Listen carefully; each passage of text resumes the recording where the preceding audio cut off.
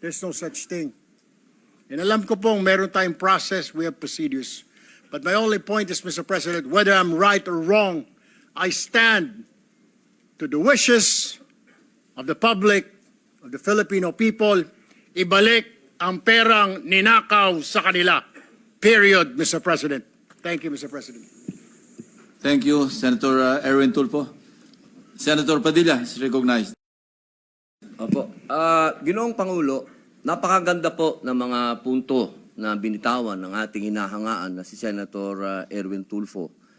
Ngunit, alam niyo po, meron pong historical injustice na nangyari sa mga Bangsamoro. Kung ang usapin po natin ay sisingilin natin ang inang bayan sa mga utang nito sa Bangsamoro at hindi natin padadaanin sa batas, para saan po yung BARM law? Mapupunta na lang po kami sa gulo.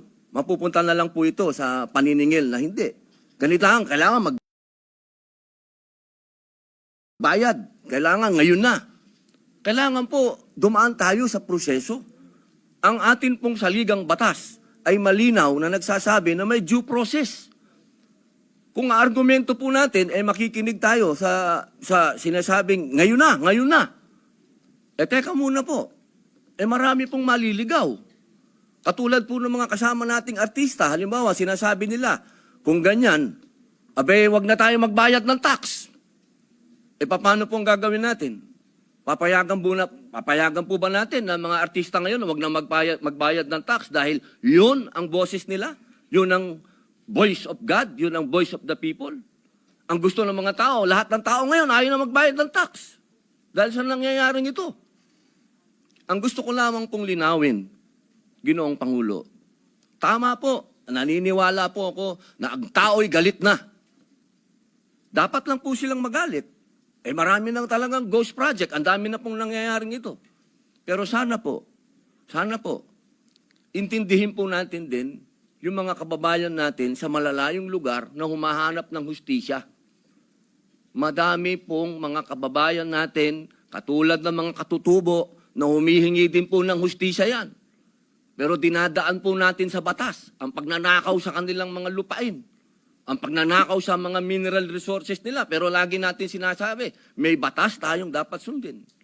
Paano kung isang araw gusto din nilang ng anarchy? Gusto din nilang magkagulo?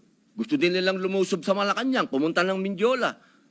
Yun po yung mga bagay po na dapat po natin ding isipin. Ako po hindi kontra kahit kanino dito. Ako po'y #1 supporter ng lahat nandito. Pero pagdating po sa usapin, na tayo'y magkakaroon na naman ng pag-aaklas.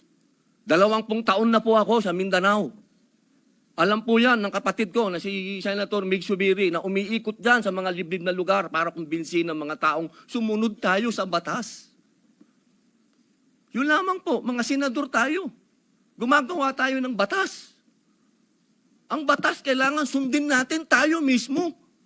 Yun lamang po. Wala naman akong gustong sabihin kundi yun lang. Maraming salamat po. Senator Erwin Tulfo is recognized. Mr. President, just last point. Hindi po kahit kailan nagnakaw ang Bangsamoro.